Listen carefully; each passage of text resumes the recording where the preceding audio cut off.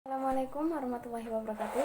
Hai teman-teman, perkenalkan nama saya Umi Halimatus Syadiah, NIM 185 dari kelas 4E Akuntansi Syariah.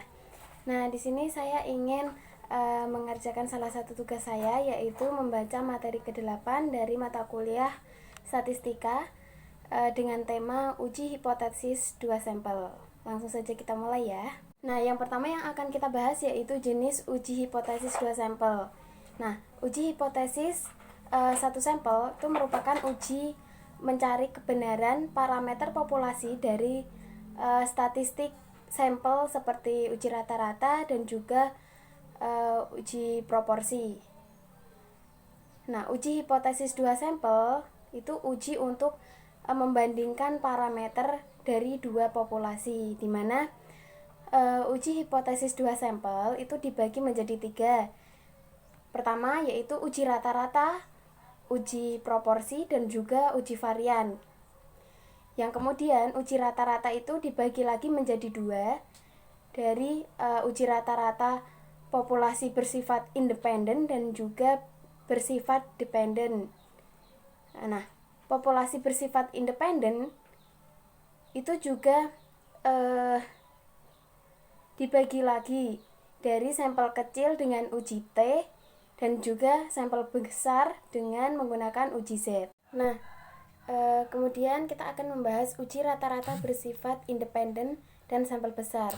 Jika standar deviasi populasi itu diketahui, Z sama dengan rata-rata sampel populasi 1 dikurangi dengan X2 atau rata-rata sampel populasi 2 dibagi dengan akar standar deviasi 1 kuadrat dibagi dengan banyaknya data dari populasi 1, kemudian ditambah dengan pembagian antara standar deviasi populasi 2 dibagi dengan banyak data dari populasi 2 tersebut. Jika standar deviasi populasi tidak diketahui, maka rumusnya yaitu Z sama dengan X1 atau rata-rata sampel yang diambil dari populasi 1 dikurangi dengan rata-rata sampel dari populasi 2, kemudian dibagi dengan akar S1 kuadrat dibagi N1 ditambah dengan S2 kuadrat dibagi dengan N2, di mana S1 dan juga S2 yaitu standar deviasi dari sampel yang diambil dari populasi 1 maupun 2. Kan kalau N tadi kan banyak data dari populasi yang tertera baik 1 maupun 2. Nah, contoh dari uji rata-rata bersifat independen dan sampel besar yaitu lembaga riset pemasaran ingin mengetahui waktu tunggu dari para nasabah Bank Syariah Mandiri dan juga Bank BNI Syariah dengan melakukan suatu penelitian. Sebanyak 75 nasabah Bank Syariah Mandiri dan juga 70 nasabah dari Bank BNI Syariah yang dipilih secara acak. Hasilnya menunjukkan bahwa rata-rata waktu tunggu di Bank Syariah Mandiri yaitu 5 menit dengan standar deviasi 0,30 menit. Sedangkan di Bank BNI Syariah menunjukkan hasil bahwa 5,30 menit waktu tunggu dengan standar deviasi 0,45 menit.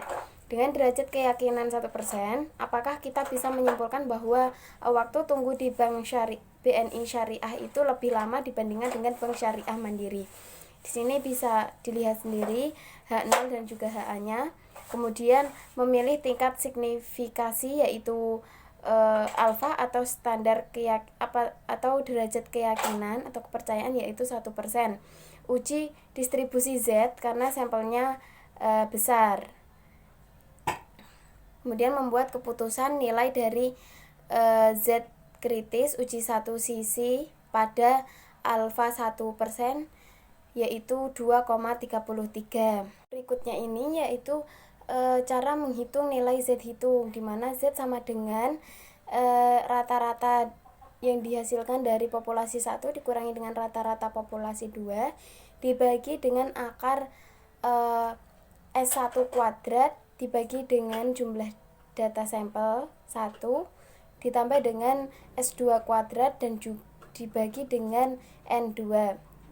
Hasilnya yaitu 5,30 dikurangi dengan 5 dibagi akar 0,45 kuadrat dibagi 70 ditambah 0,30 kuadrat dibagi dengan 75, yaitu hasilnya 0,30 dibagi 0,1303 dan kemudian mendapatkan jumlah 2,30 yang lebih kecil daripada nilai Z kritis tadi. Kan nilai Z kritis tadi 2,33. Nah, kemudian dari nilai Z hitung itu dihasilkan nilai sebesar 2,30. Sehingga kita gagal menolak hipotesis 0.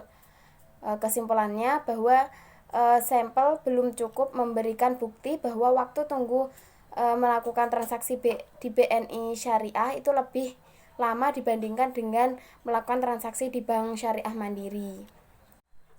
Kemudian yaitu interval estimasi rata-rata dua populasi independen dan sampel besar. Interval estimasi perbedaan rata-rata dua populasi itu dengan derajat keyakinan 1 min alfa sebagai berikut. X1 dikurangi dengan X2 plus minus Z alfa per 2 dikali dengan akar S1 kuadrat dibagi dengan N1 ditambah dengan S2 kuadrat dibagi dengan N2, di mana X1 maupun X2 yaitu rata-rata sampel yang diambil dari populasi 1 dan juga 2. Jadi tergantung nomor yang ada di samping bawah X-nya itu. Kalau X1 berarti dari populasi 1, kalau X2 berarti dari populasi 2. Kemudian S1 dan juga S2 itu standar defisiasi, dan Z alfa per 2 itu nilai distribusi Z.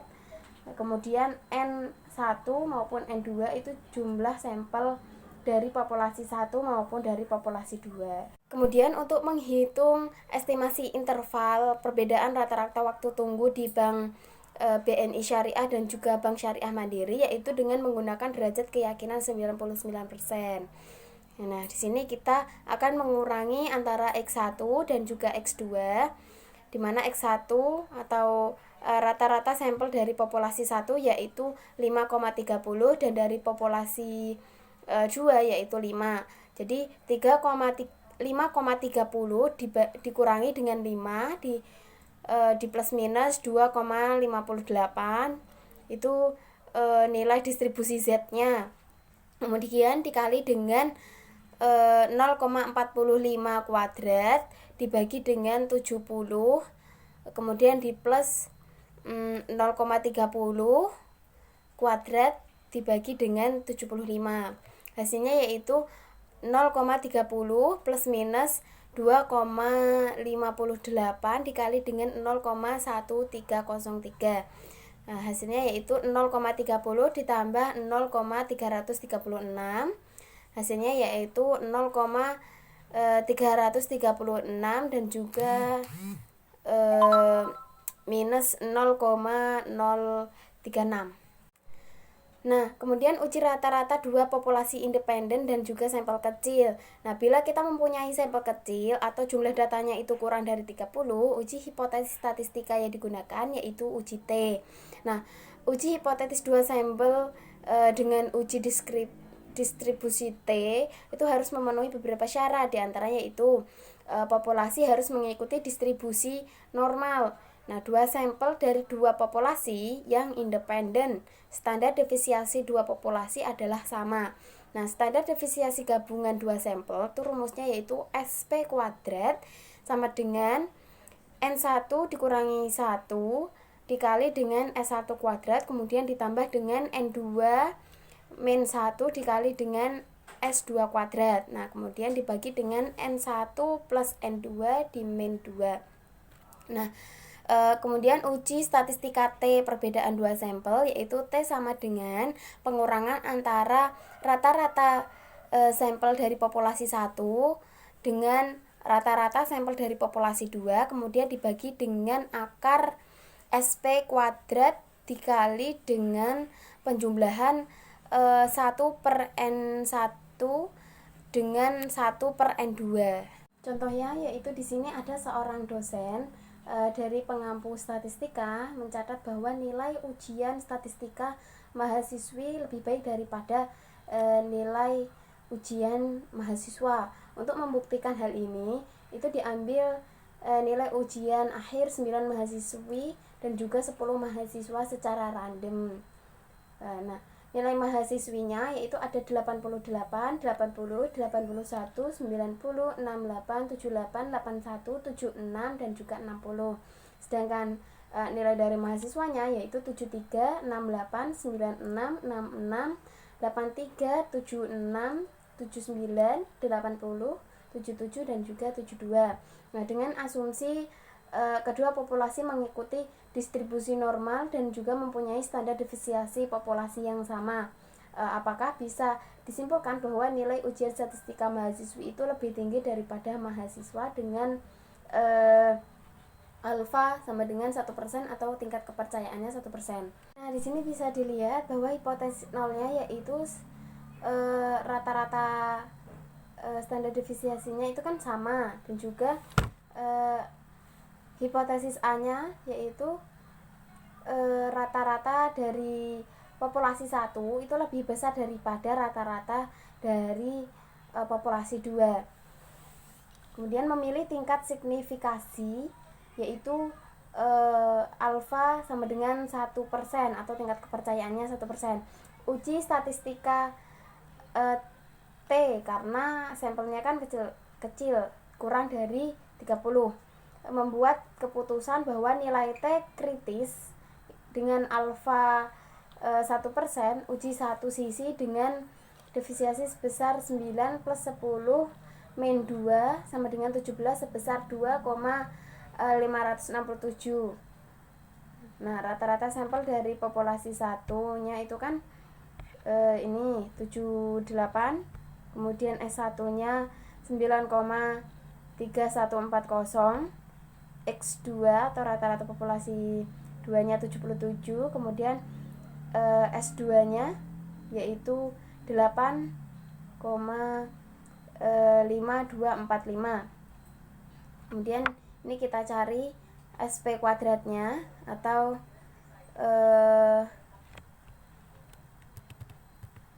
standar deviasi gabungan antara X1 populasi 1 dengan populasi 2. Didapatkan hasil akar 79,2941 yaitu 8,905. Nah, uji nilai T hitungnya yaitu 0,532.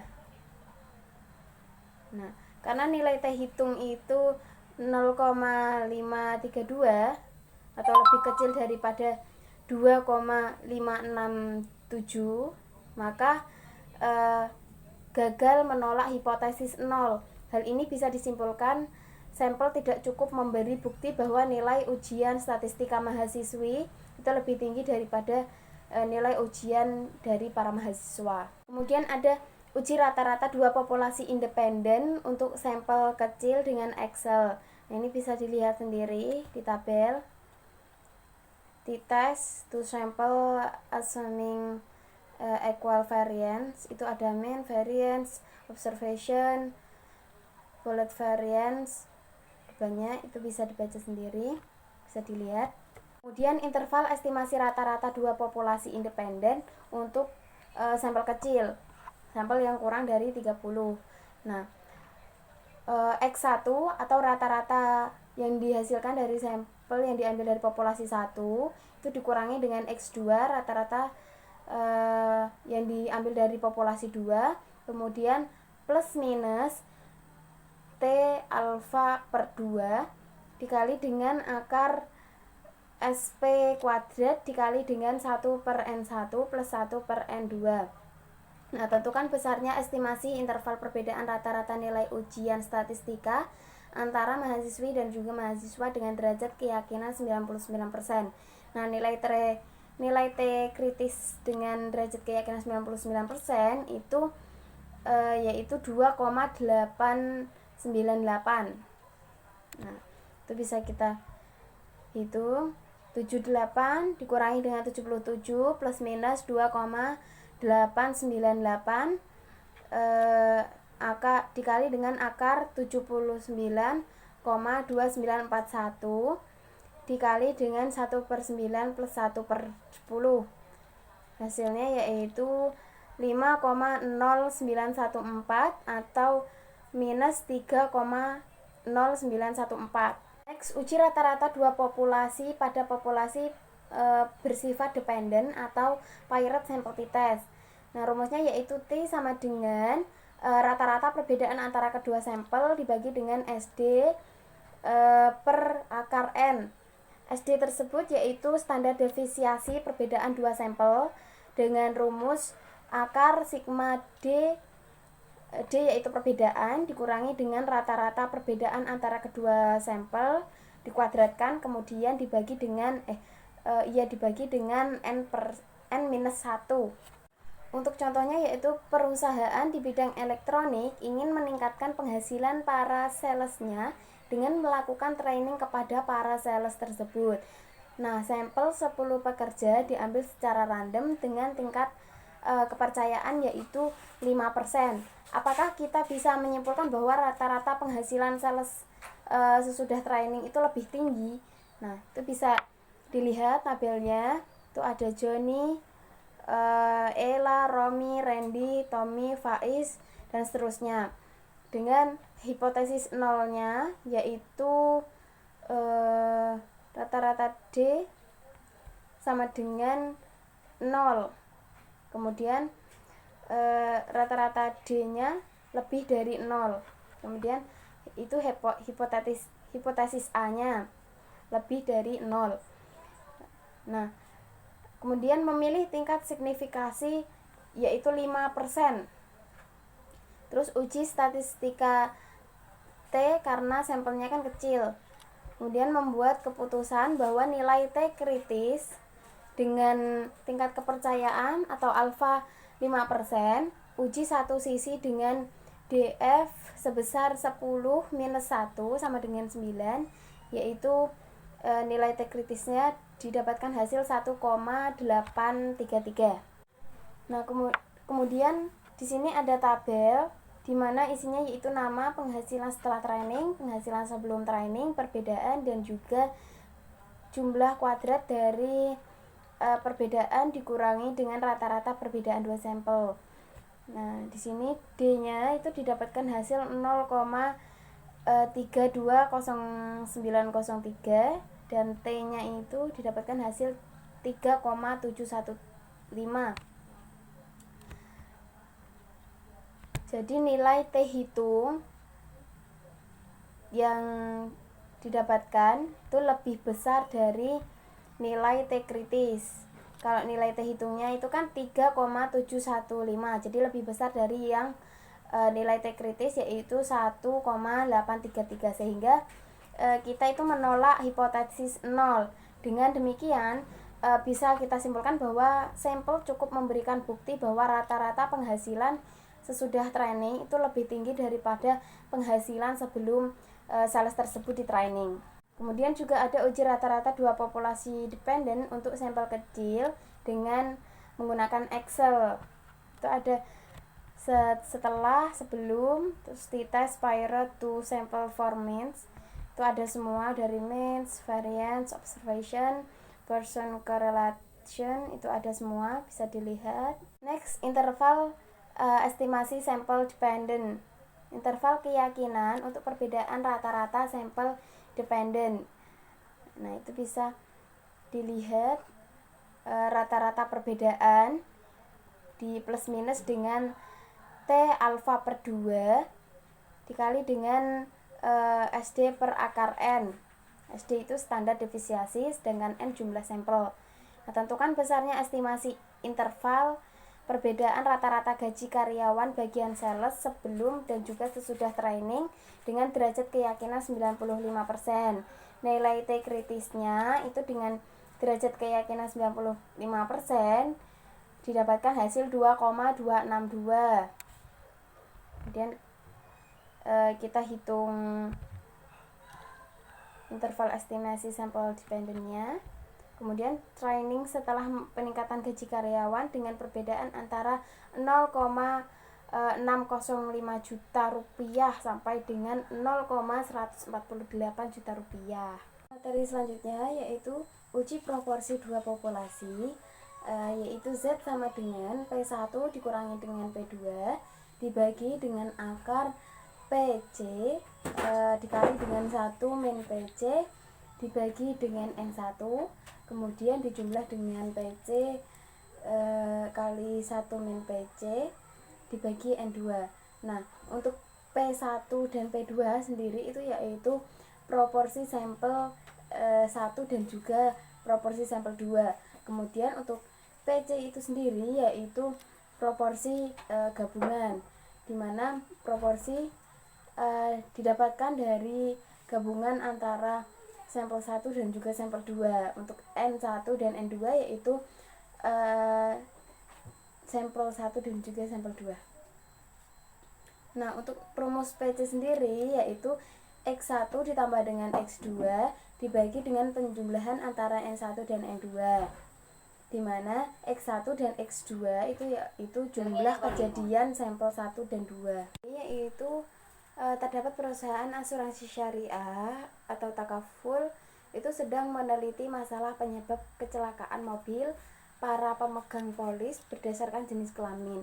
Dari 1000 dan juga 800 sampel pengemudi pria dan wanita, masing-masing menunjukkan selama 5 tahun telah terjadi kecelakaan sebanyak 350 dan 200 kali. Pada tingkat kepercayaan 5%, apakah bisa disimpulkan bahwa proporsi kecelakaan pengemudi pria lebih besar daripada proporsi kecelakaan pengemudi wanita? Nah, di sini ada hipotesis nolnya yaitu P1 lebih kecil daripada P2, dan hipotesis A-nya sama dengan P1 lebih besar daripada P2.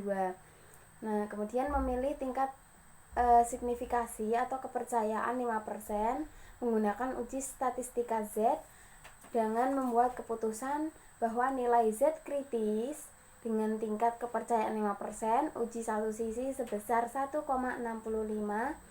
P1 sama dengan 0,35 dan juga P2 sama dengan 0,25. Nah, selanjutnya yaitu PC atau proporsi gabungannya X1 ditambah dengan X2 dibagi dengan penjumlahan antara N1 dan N2, yaitu dimana X1 sama dengan 350, kemudian ditambah dengan X2 sebesar 200, kemudian dibagi dengan N1 dan N2 nya sebesar 1800, kemudian hasilnya 0,3056. Nah, untuk Z nya ini bisa dilihat rumusnya, dan hasilnya yaitu 2,05. Nah, dari nilai Z 2,05 itu lebih besar daripada nilai Z kritis sebesar 1,65, sehingga kita dapat menolak hipotesis 0. Kesimpulannya bahwa sampel cukup memberikan bukti bahwa proporsi kecelakaan dari pengemudi pria itu lebih besar daripada pengemudi wanita. Nah, pembahasan terakhir yaitu interval estimasi uji proporsi dua sampel. Nah, di sini P1 itu dikurangi dengan P2. Jadi proporsi 1 dikurangi dengan proporsi kedua, kemudian di plus minus dengan Z alfa per 2, kemudian dikali dengan akar P1 kali 1 min P1 dibagi dengan N1 plus P2 kali 1 min P2 dibagi dengan N2. Untuk N1 dan N2 itu sama yang saya sebutkan tadi, yaitu jumlah sampel 1 dan juga sampel 2. Dengan derajat keyakinan 95%, itu tentukan besarnya estimasi interval perbedaan proporsi kecelakaan antara pengemudi pria dan juga pengemudi wanita. Di sini sudah ada P1-nya 0,35, P2-nya 0,25, kemudian dikurangkan, kemudian di plus minus dengan Z alfa per 2 yaitu 1,96 dikali dengan akar P1 nya yaitu 0,35, kemudian dikali dengan 1 min 0,35 yaitu 0,65 dibagi dengan 1000 ditambah dengan 0,25 dikali 0,75 dibagi dengan 800 yang hasilnya yaitu 0,35 minus 0,25 plus minus 0,0421, kemudian hasilnya 0,1421 atau 0,0579. Nah, proporsi kecelakaan pengemudi pria itu lebih besar daripada proporsi kecelakaan pengemudi wanita dengan tingkat proporsi antara 0,1421 dan juga 0,0579. Sekian pembacaan materi dari saya. Apabila terdapat salah yang tidak saya sengaja maupun yang saya sengaja, baik dari segi tingkah laku maupun cara baca saya yang salah, mohon dimaafkan. Terima kasih. Wassalamualaikum warahmatullahi wabarakatuh.